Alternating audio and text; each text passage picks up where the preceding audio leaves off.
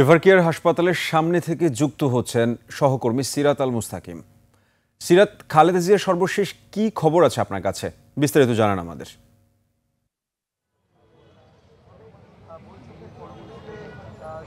সাবির, যেমনটি বলছিলেন, বেগম খালেদা জিয়ার শারীরিক যে অবস্থা সেটি সংকটাপূর্ণ, অর্থাৎ গত কয়েকদিনে তার আসলে শারীরিক যে অবস্থা সেটির উন্নতি হয়নি এবং অবনতিও হয়নি, যার কারণে আমরা বলতে পারি তার শারীরিক যে অবস্থা সেটি সংকটাপূর্ণ তবে স্থিতিশীল।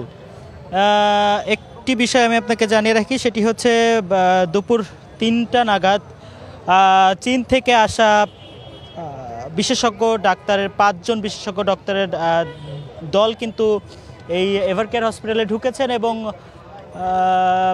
যারা বেগম খালেদা জিয়ার চিকিৎসকরা রয়েছেন তাদের সাথে বৈঠক করছেন বা এই বেগম খালেদা জিয়ার চিকিৎসার সার্বিক বিষয়ে তারা কিন্তু একটি বোর্ড গঠন করেছে এবং এর আগেও কিন্তু দেশি বিদেশি বিশেষজ্ঞ চিকিৎসকের তত্ত্বাবধানে কিন্তু বেগম খালেদা জিয়ার চিকিৎসা চলছিল এবং সেই চিকিৎসা কিন্তু আরও ভালো করার জন্য চীন থেকে ৫ জন বিশেষজ্ঞ চিকিৎসক এসেছেন এভারকেয়ার হসপিটাল এবং তাদের সাথে মিটিং চলছে। আমরা অপেক্ষায় ছিলাম, আমাদেরকে বলা হয়েছিল কিছুক্ষণের মধ্যেই তারা বের হয়ে বেগম খালেদা জিয়ার চিকিৎসকরা আমাদেরকে ব্রিফ করবেন, কিন্তু আমরা সেই ব্রিফিং কিন্তু এখনও পাইনি, অর্থাৎ তাদের যে বৈঠক সেই বৈঠক এখনও শেষ হয়নি।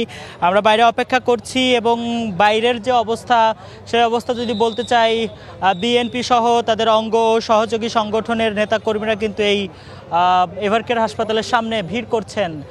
যদিও এই ভিড়ের কারণে অন্যান্য রোগী যারা আছে বা চিকিৎসক যারা আছে তাদের এই হসপিটালে আসা যাওয়া বা ঢোকার সময় অনেক ধরনের বেগ পেতে হচ্ছে। যদিও বিএনপির ঊর্ধ্বতন নেতাকর্মীরা কিন্তু এই ভিড়টি সরানোর চেষ্টা করছেন, তারপরেও কিন্তু ভিড় লেগেই থাকছে এবং বিএনপির ঊর্ধ্বতন নেতাকর্মীরাও কিন্তু বেগম খালেদা জিয়াকে দেখতে আসছেন। সাথে সাথে বিভিন্ন রাজনৈতিক দলের নেতাকর্মীরাও কিন্তু এই এভারকেয়ার হসপিটালে বিএনপি চেয়ারপারসন বেগম খালেদা জিয়াকে দেখতে আসছেন। এখন পর্যন্ত পাওয়া তথ্য যে চীনা যে ৫ জন বিশেষজ্ঞ ডাক্তার তাদের সাথে বৈঠক চলছে এবং তার পরবর্তী আপডেট তারা বের হওয়ার পরে ব্রিফিংয়ের মাধ্যমে আমরা জানতে পারবো। সাব্বির, এই ছিল সর্বশেষ। সিরাত, আপনাকে ধন্যবাদ আমাদের সাথে যুক্ত হওয়ার জন্য।